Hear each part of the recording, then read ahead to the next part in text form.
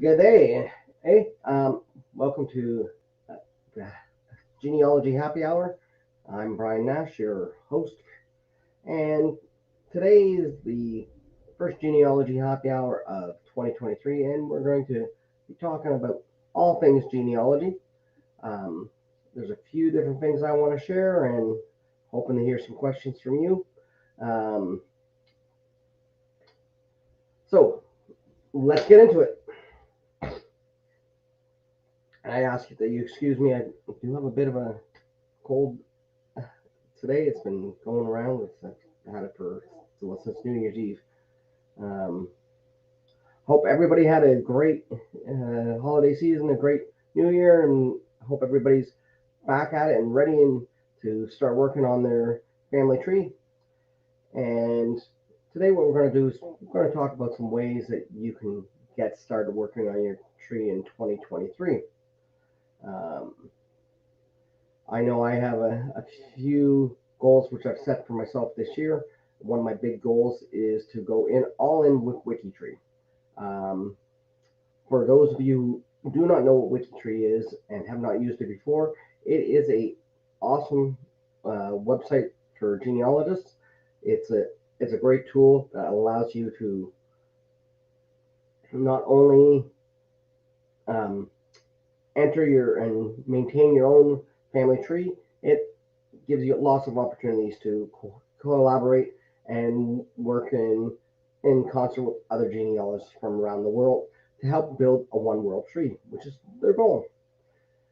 Um, so let's get started, and I'm going to share a few of my other goals. I have a few goals in relation to genealogy and a few goals in relation to this channel. So in genealogy, my goal this year is I'm going to be working on my maternal side of my family is where my focus is going to be. Not to say when opportunity has I might not work on the other side, but that's where my focus is going to be, um, particularly with the that side of the family being Scottish. I want to try to really dig deep into some of the Scottish records as I've gotten a lot of information post Scotland. So I'm going to start digging deeper into that pre coming to Canada. Um, the other thing, like I said, I'm going all in with Wikitree. I want to make sure that I'm actively participating because it is such a great it's a great tool. It's a great community to be involved with. I want to make sure I'm involved in the community and I continue to grow my tree and grow my knowledge and hoping to use Wikitree for that. One of the best things about Wikitree is that it's free. Being half Scots, that's kind of really important to me. Um, but with the prices of everything seeming to go rise these days, it seems to it should be important to everybody. One of the other things that I'm doing that um, something I started 2 years ago, but I just really got the foundations done 2 years ago. So I'm actually going to try to start building it up more. Is I started on Wikitree a one place study, and this one place is the community of Donkin, which was a small coal mining community in Cape Breton that my mother's father was from. And what I started there is I started with the 1921 Canadian census for that area, um, looking at that population and growing it out from there. It should be quite interesting as there's a large mix of immigrants that arrived at the turn of the century, the first decade or so of the century, um, in in Donkin, particularly to work on the railroad or in mining. So I think I'll be getting to explore a lot of things. My goal right now is I'm going through each page of the census and I'm trying to create records for anybody that was not that doesn't already exist on Wikitree, and that that actually takes some time. so what I'm doing is I'm sort of starting with, I'm not wanting to dig into a lot of immigration records. I'm starting with records that I can find in Nova Scotia. So I'm starting with the Nova Scotia archives. I'm using their site to start with, and the census is my information. So I'm looking for birth records, marriage records, and death records. And I'm not just building the people who live there. I'm trying to, using those records exclusively, get the information so I can put their family in, including parents who might not be lived in this Donkin necessarily, and I'm following even those back as many generations as I can. And that seems to be quite the endeavor. To do one family well, it can take several hours in the evening, because I'm looking, these families had multiple children, and then I'm trying to find their spouses, and even their spouses' parents, going back as far as, like I said, the records will. My goal is to have something started for, if there's people from Donkin whose family connected there, there'll be already a family tree started that they can work with and expand. And it's quite a neat little project. When I started that project, there was, it took me a while just to get all the census information up. Just to give you kind of a rundown too of the whole community. So at the time of the census in 1921, it was showing there was 819 people that lived in 127 different homes. Now it's telling me the number of families is 136. The oldest resident at the time was 82 years, and the youngest resident was 1 month, and the average was 21 and a half years old. So a breakdown of sort of the people and where they came from.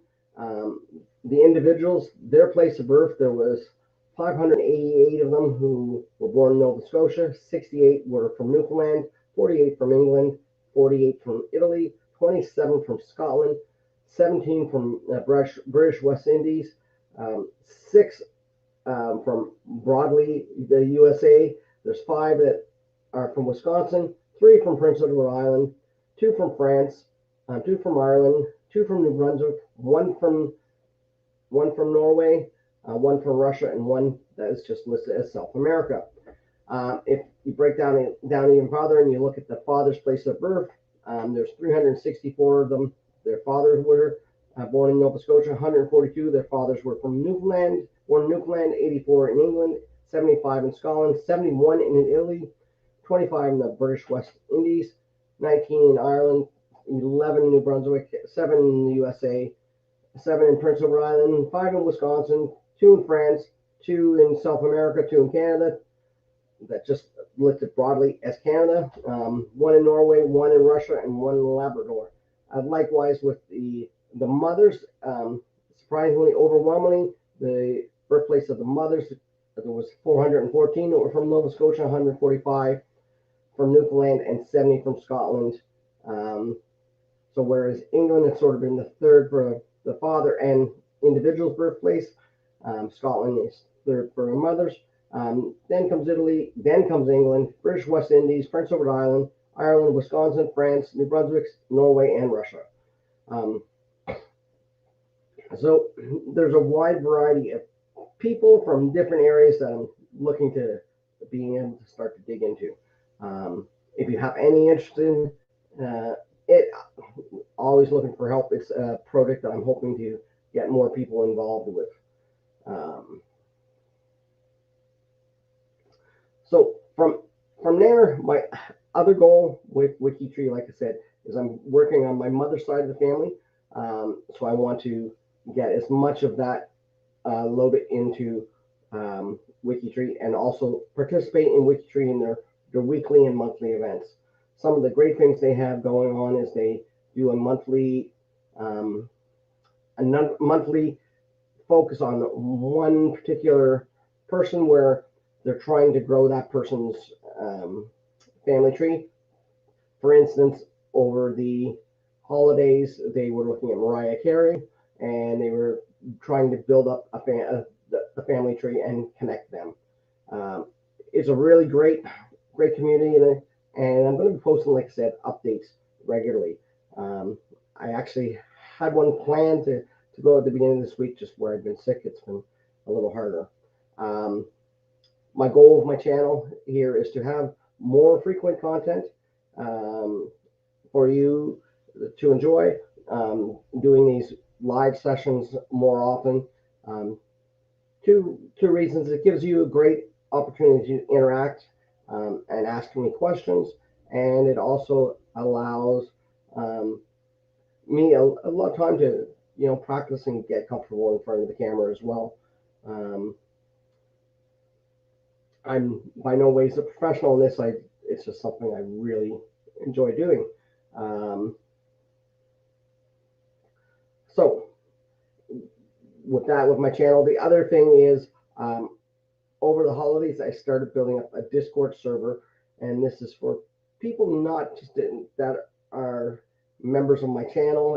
It's open to everybody. It's for genealogy. It's for discussing genealogy, and I'll put a link in the description to this video for that. I really invite you to come join it, get involved in the discussion there, and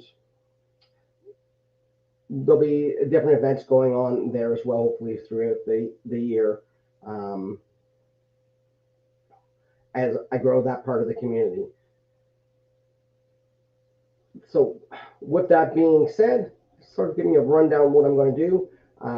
Really going to take a minute here and just dive into something where I was talking about the family tree, the project on Wikitree, the one place study. I'm going to just give you kind of a little rundown and show you what it looks like.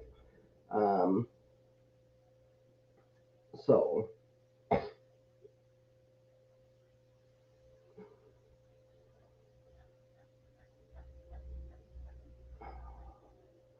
so you give me 1 second here while I set this up.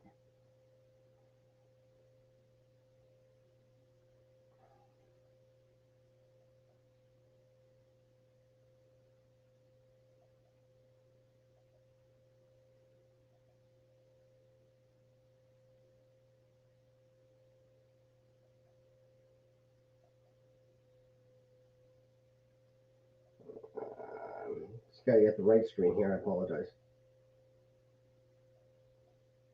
There we go.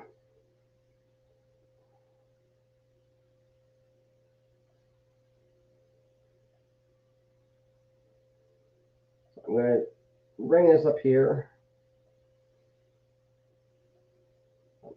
Apologize, it's trying to get it in the right spot there. I'll bring this where not quite in front of my face, and I'm hoping that you can see this. So this is the community of Donkin. This is my view because I am editing it and have editing powers, but it gives you a little bit about here. It tells you a little bit the one place I have just a starting point of the study. That tells you a little bit what I explained, where I'm starting off.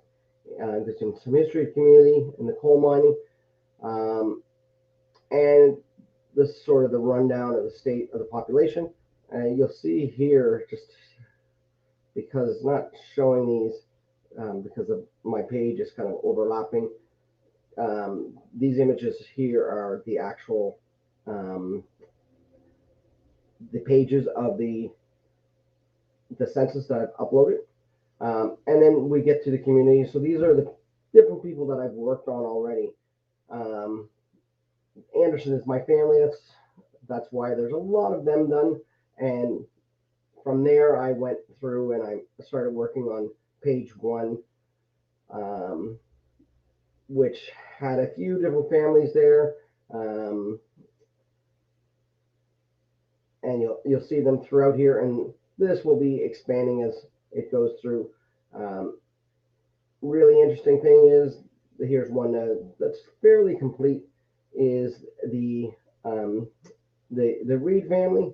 So if I go through them, we can click on each individual. So if you know this family, um, you'd be able to see what I have listed already, anything that I have as far as um, records. In this case, this individual, all I have is the census. Um, is the only information I have on this particular person, Blanche. Um, but I have other people here as well. For instance, this John Robert Reed. There's lots of information on him, about his wife that he wound up marrying. I've even gone so far as into getting her family, even though she was not living in Donkin at the time, nor was her family from there. Um, it gives me, I have links to her family. Some of these families are linked outside. The ones that I put, a large number of them right now are just the families that I entered. Um, and with this study, we go back to John. Every individual that's in it is identified because they have this, and letting you know that's part of this study. Click on this will bring you back to it. So that's the actual the one place study. Wikitree is really easy to work with, for the most part. When I'm adding new profiles on this or family members, uh, a lot of it's pretty intuitive, and the great thing is it actually will guide you if there's any possible links there that already exist. If there's already existing people, that it will try to find the matches. So if you haven't used Wikitree when you're adding individuals, it's pretty simple. Um, and there's lots of great tools that you have in Wikitree. The other thing is I really like about it, it really does respect privacy. So right now on everything here, because of the people I'm dealing with in this particular one, they excuse me. And it's one of the reasons why I'm using the records from the Nova Scotia archives as my sort of my guideline to start with, is all those records that are available. They're sort of geared that most of those people should not be living anymore. So really maintaining the privacy is using those records is really simple. But in Wikitree in general, you have different privacies that individuals that aren't in your trusted group, so your family or whatever, will not see certain individuals. You can set sort of privacy levels. And there's rules based on how long they've been dead. If another person can edit or add information to it or even see it. And each, much like an individual profile on this page, each I have an option to see what it looks like in public view. So this is what any individual would see. Like I said, it looks a little different because I have sort of the editing over it, so it looks different when I look at it through the editing view. And the same as when I go to individuals, so I can go to my own page. I can see lots of different things here. So this here is my page. And I'm going to click on here, and I can set this to show the private view or the public view as well. One of the neat things is you get little badges based on different things you do. You can mark your areas of interest that you want to follow, the families you want to follow. Tells me in 2022 what families I sort of was active in the most, and it's got kind of a lot of neat little things. but one of the best things it has is when you go in here on the main page, has a summary. It has these things that they do to try and encourage you each week to just get involved and understand. They have a profile of the week. They have different profiles. Really kind of a neat thing. You can see your connections. So last week they did the Cheers personalities, and you were able to go on and check to see what who you're most closely related to. So I have actually a little tool in my let me see here, my browser that will tell me which ones I am. It turned out that Kelsey Grammer, Fraser, he is showing as my closest at 23 degrees. And I can actually go and see how that connection is made by going to the bottom. And here's their recent connections of different. Their current one is notable barbers. But so if I want to go to see my connections with him, I can actually go on. Sorry, it's here on his profile page.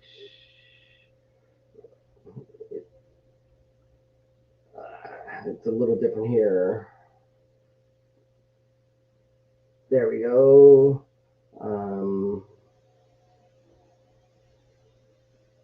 Tells me if I have any merges with it. There's any merges for his family. I can check connections, so like feature connections, these different ones. So Canadian prime ministers, I can check feature connections with them. I can go find all kinds of things. Sorry, these are different categories of groups of people. I can go from here and I can actually see. I'm just trying to see where it gives me here. It's a little different on his page. I usually see it in a different spot. My connections, probably because he's living. So let's go to somebody else.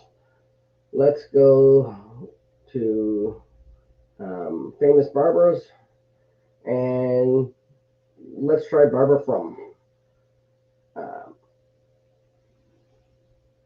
So if I look at Barbara Frum here, it has all kinds of great information. Great journalist, probably one of the last great Canadian journalists, in my humble opinion.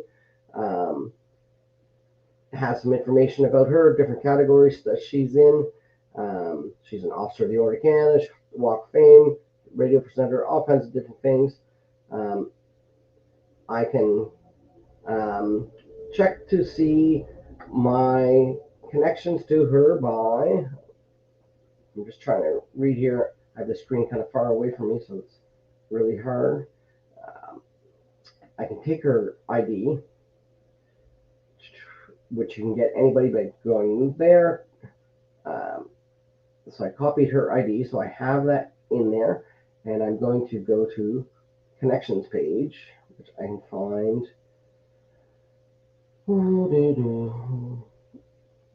Oh, there we go. Connection finder there. So I can put her ID in here, and it'll tell me how I'm connected to her. So I'm 31 degrees. It'll show through my mom, through my grandfather, through his father, and then it's by marriage, and it's this line. Then it's by marriage again. So it kind of shows you the way. I'm not saying I'm related to her. It's saying that I am connected with her. There is some type of connection that we can get through our trees. Anyways, this is just one of the fun little things that you have with Wikitree. The other things that really neat is in the spirit of collaboration and being part of the community. They have, besides the monthly challenges on individuals, they have different ones. This coming week, there's a connect-a-thon. That might not make sense, the name to you if you're not involved in Wikitree, but when you're involved, you get involved. What it is basically, it's a weekend where you join a team and you kind of have a little competition. You get points for trying to connect as many profiles as you can to the tree. There's other different challenges as well. They have an ongoing challenge this year because it's the 15th anniversary. It's called 15 for 15. There's a bunch of different things, sort of individual challenges and goals to meet. So it's really, really good Wikitree in that for keeping you accountable, keeping you a part of the community, collaborating, and helping with your goal setting.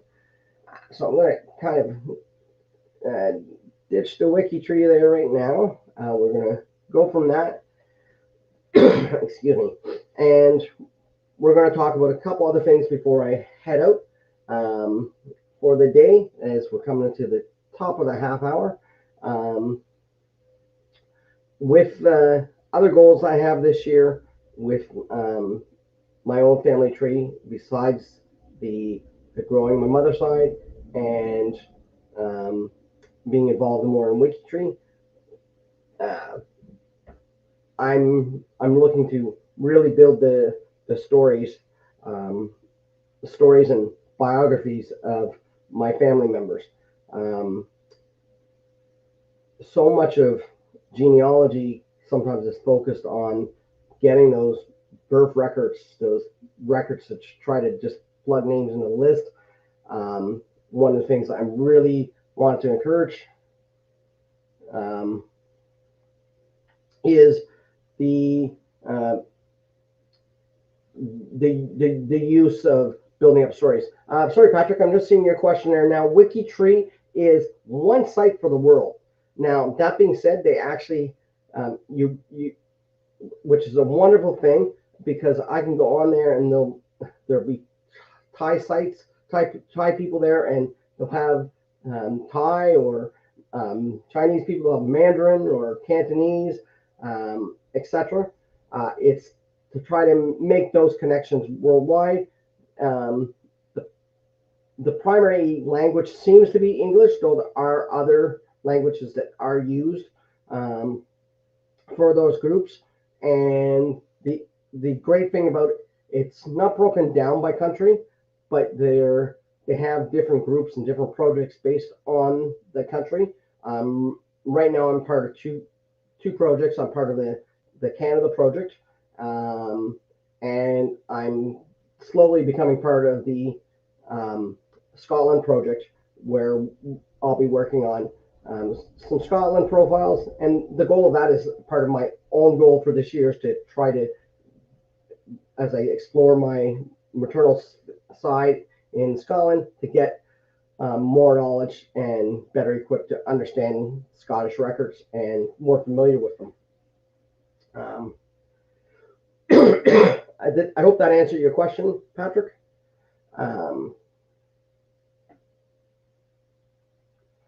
So yeah, I hope that answered your question there as far as it being an individual country. It's worldwide. It's really the great thing about it.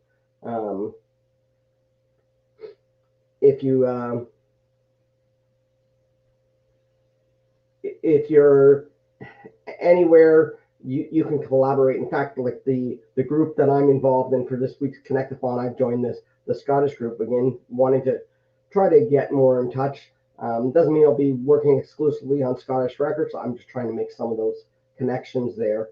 For when I go searching for records, I might have some people that I will have a little better connections. They'll be familiar with me, and I'll be able to reach out to them and ask them to take a look at to something for me if they might have sources that I don't.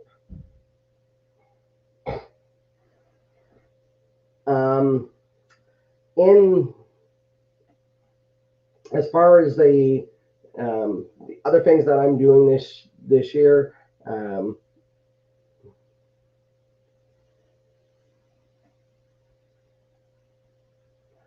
yeah, definitely you'll be able to find lots of stuff. There's some great Nova Scotia and New Brunswick people that are on there and are building up their family trees. If you're trying to find out things specifically about Nova Scotia, really one of the best places to start building in Wikitree is great because that gives you it helps you with those connections.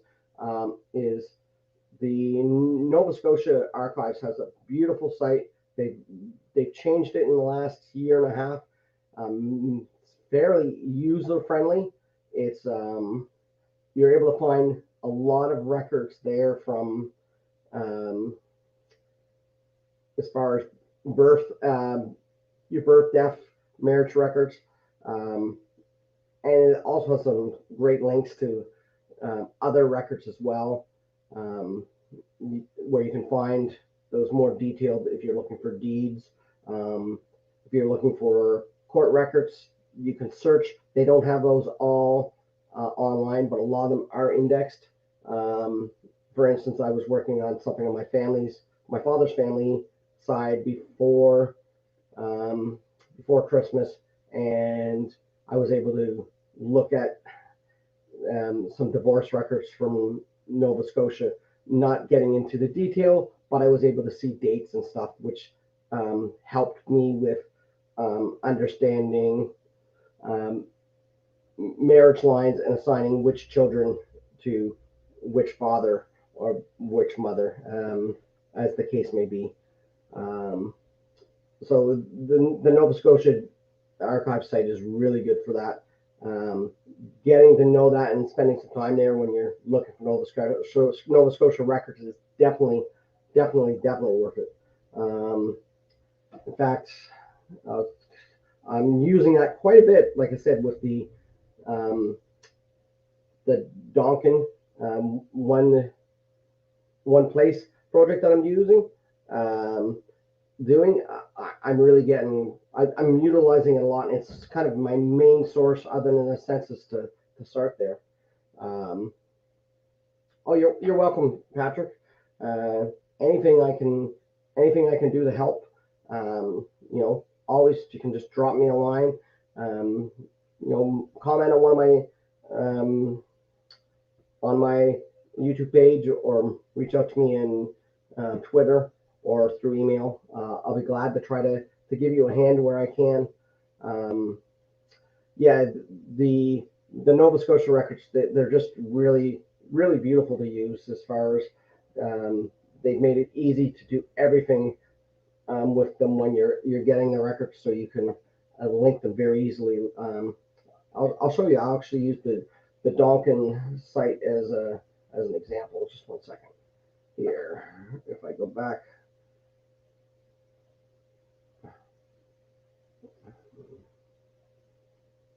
to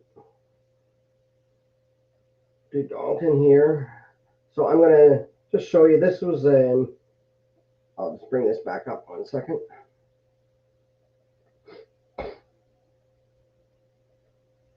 So this is where I actually sort of stopped working. Yesterday I was working on page 9, and this here is not labeled by pages, it's by family, because I thought that was the best way to organize it as far as people to see. But I'm going to, let's see if I can bring the records I was working on yesterday. Which family was it here? I was working on some McQueens at one point, so I was able to go on here. Like I said, what I started doing is I looked at the census records. I tried to start with the head of the household, and if I couldn't do them, I often would find one of their children, because their children would give me a lot of great information, because it would tell me usually their parents' names, so I can confirm I have the right person. So if I go here and I have this Rachel McQueen here. If I look at her, and I'm going to just bring up here, this is what the birth record shows. It depends on the year because they change different formats and depends on the place. So this here was just a registry. So I was able to find her parents. But the best records I've actually, on a lot of them that have been the most helpful, it would be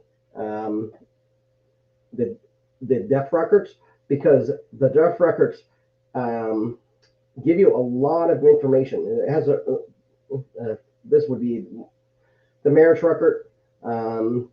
This one here, this particular format I only saw used, really seems like a short period in the 20s. It's kind of, they did use it, continue to use it, but it's really good.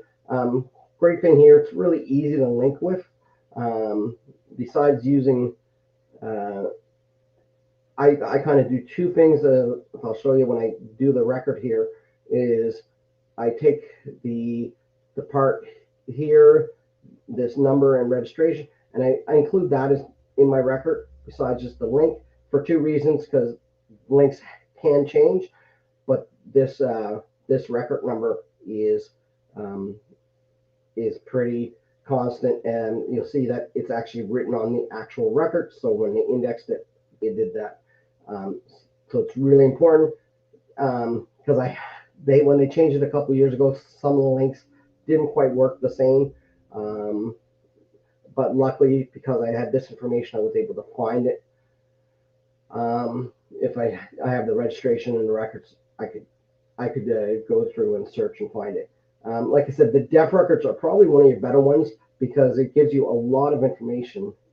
Just going to see if I can find somebody's death record. If I can't find it here, I know one I can for sure. We'll go back to Donkin, and this is one. This would be my great grandfather. So I know his death record. I have listed.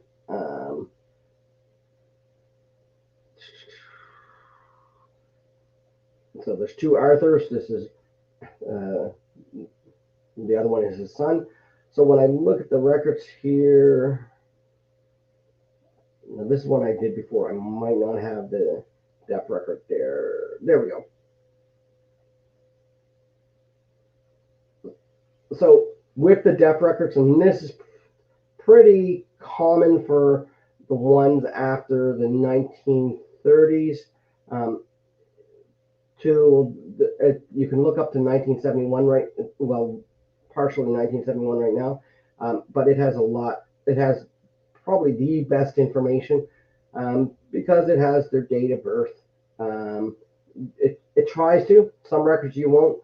One record I found that was really interesting. They had the person's exact age and the months and days, but didn't have the date of birth. So just using a little program was able to figure it out pretty quick. Tells you what they did, what company they work for, if they had a spouse, what their name is, their father's name, and their birthplace, their mother's name with the maiden name and their birthplace, and then in this case, the signature of informant. This was Charles Anderson, and who was he? It was his brother. So if I look at his family tree, I'd be able to figure out which particular Charles Anderson signed this. So it's really kind of interesting that way. It is a really good. It's a good record. If you can't find any record on a person, if you can only find one, their death record is, especially in Nova Scotia, I really like. Tells you other things too. It will ask how long they lived there. Up here, it will ask how long they've lived there, and so you'll get an idea. In this case, he was in hospital, so he was there 7 days. But there's all kinds of different things that it has. On one of the earlier ones from another year, it does specifically state how long had they lived in that place, and it will actually, on one of the older records, I think it's the early 1920s, it actually asks if they had moved, when did they come, if they immigrated to Canada, what year. Let me see. And it has where their burial is. It tries to have their burial place as well on here, so you got lots of great information. And it's very easy, excuse me, it's very easy to save this record. You can download it quite easily too, by just clicking on it. It brings up a new file, and then you can actually save that file. Or you can right click on down here, and then you can choose this to save the image as whatever you'd like. Okay, so I got a little off track there, but actually it's really something I did want to show at some point, is sort of how to use this these records in Nova Scotia. Nova Scotia, they have really good records, really worthwhile. Excuse me. Really great records there, and lots of information. Really easy to use. So I was really happy to be able to show that to you, Patrick. And they're pretty intuitive too. They'll let you just use partial names. So, for instance, I was looking for a person, and I wasn't sure if their name was McSween or McSwain. I was able to search MCSW and search for the first name of the first name I knew, and then be able to compare and see if that was the right record.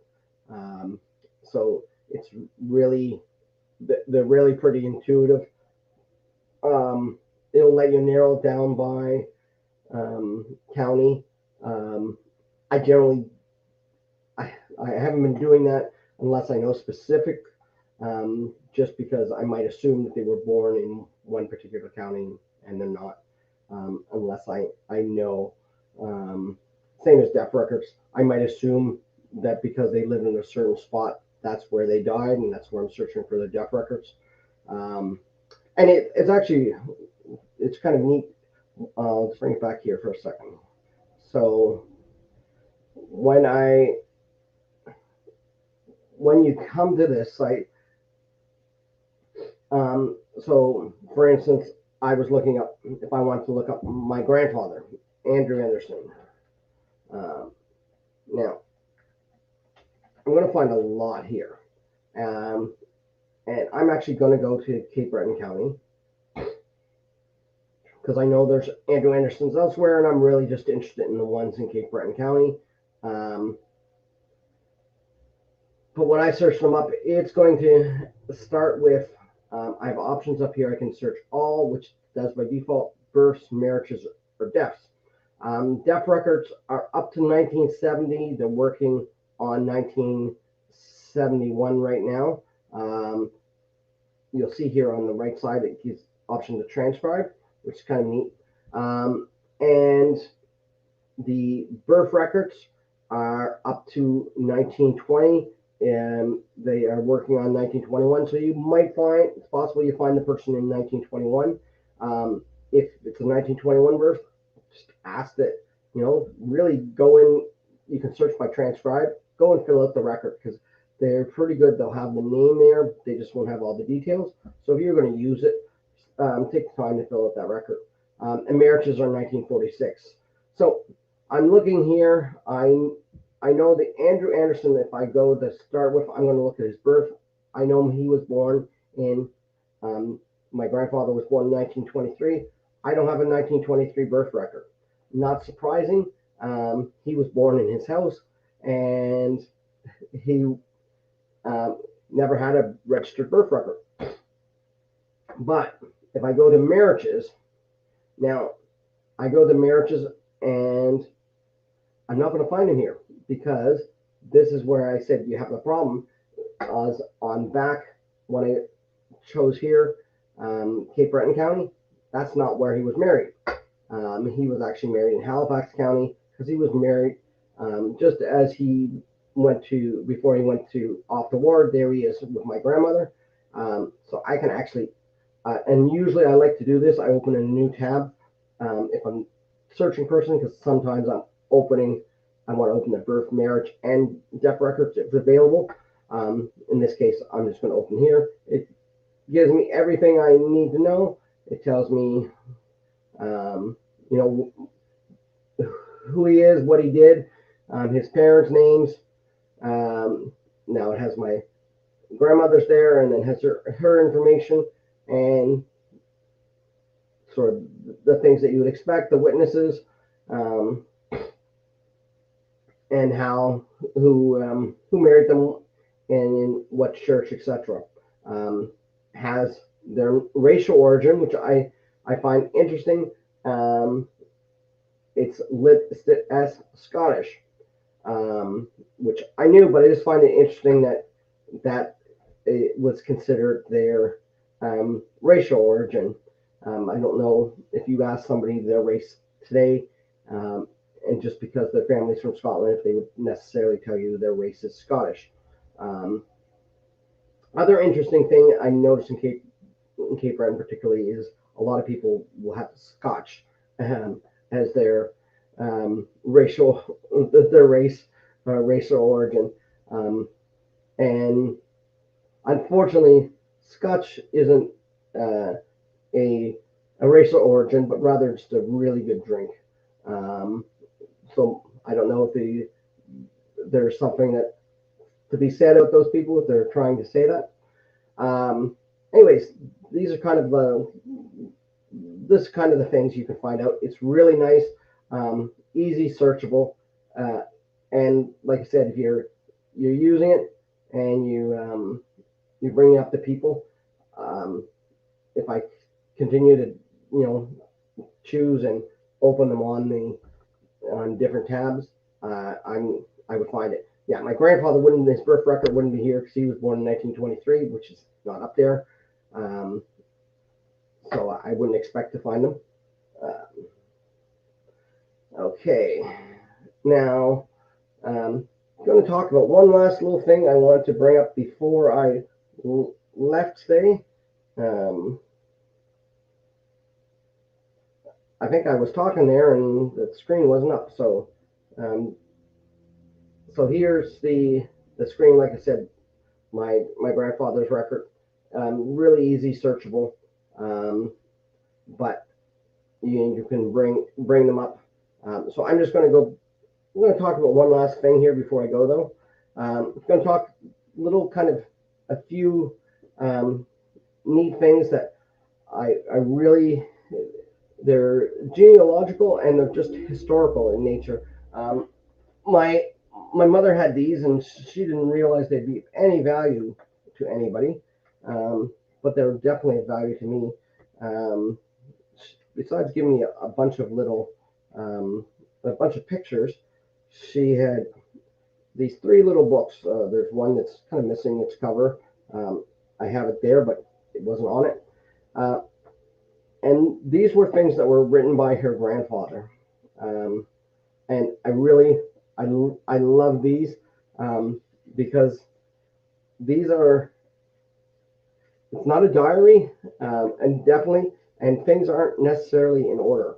Um, but it has, he started, in this one here, he has where he was born and the date of his birth listed, um, has his father's um, date of death, which was interesting because I did not know for sure his father's date of death. I knew approximately when. So that was a nice thing to be able to confirm and confirm the record that I had. Has one of his sons, well, his only son, his birth information, but it's not that. Most of this stuff here is, for instance, January 1946, very cold month. Um, Not much snow. Um, and then he talks about different things, the weather. He talks about he's let me see, February 3rd, 1946, very cold. Flu is raging around town. All the schools are closed. Also, all the show places are closed. So um, then he has here in January 15th, 1946, talking about my grandfather, his son-in-law. He came home from overseas this week, and has to go back to Halifax for February 25th. But he's got all these interesting things. He's got different times when he just brought in coal, when he was up in the country and they cut hay. They brought in loads of hay. When he traveled from place to place. So it's really kind of neat. Different people when they're born. This is probably close to his own death, actually. This was born today, a baby girl, and this is to my mom's sister and her husband. Really great things, but kind of a lot of neat little things in here. One of the things I kind of got a kick out of was on the 6th of December, it was the 7th of December 1941, he just has written, "The war starts for real today. Japan invaded the United States." On the 12th of April 1945, amongst different lists of deaths of people in the community, he has Mr. Roosevelt died today. And interesting, he refers to everybody as Mr. and Mrs. My grandparents, so his daughter and his son-in-law, when they had a daughter, he referred to them as Mr. and Mrs. Anderson. Had a baby girl today, and they have that date there. So it's kind of a neat little artifact. The other thing that she had was this kind of, I want to say it's priceless to me. It's my grandfather's paybook from World War II. So it's quite neat. It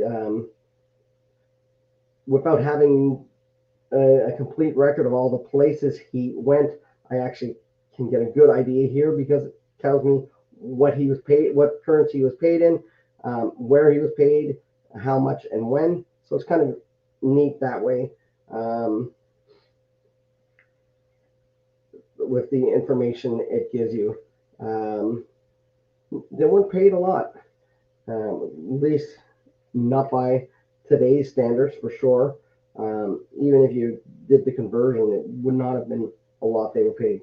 Finding these type of things are great. She had loads of pictures of family that I was able even just to tell her about because I've done some research into family tree, so I was able to tell her who her relatives were and which one they were because I did some research and I'm able to match the names of people to the names I know from her family research. Last thing she gave me, which was kind of neat, are these two drumsticks. Now, you might think, what do these have to do with family history? Not necessarily a lot, except for that I found out from her. There's her grandmother, my great grandmother. I knew was boarded people, but at one point she boarded a fellow who was Highland piper and drum teacher, and he actually would be a relative of her husband's. And my mom, I never knew this. I knew she did the Scottish dancing, actually did drumming for a little while. So she has these drumsticks. And the really interesting thing about them, and I'm not an expert by any stance, is these are not things that the person just purchased that were machine manufactured, because if I look at them, they're not identical. There's a little bit difference in them, so it's kind of neat. These would be from my mom got them in the 1950s. These would be from before that period, and as far as she knew, is she believed that he had actually got these in Scotland. So it's kind of a neat little artifact to have. Not a big use to me. I'm not a drummer. I got to figure out how to sort of put those up and have them in some place that is respectable to what they are and kind of highlight them. I collected a few different musical things from parts of my family over the last few years. So anyways, that's sort of my journey where I've been from the holiday season until now. I'm hoping to do this every second Wednesday. I'm hoping 7 o'clock Atlantic is a good time for people. If it works for you, let me know in the comments. If it doesn't, there's a better time, let me know. I'll try to work it out. Um, so I want to just thank you for watching, and keep searching for your ancestors, and you have yourself a great day. Okay.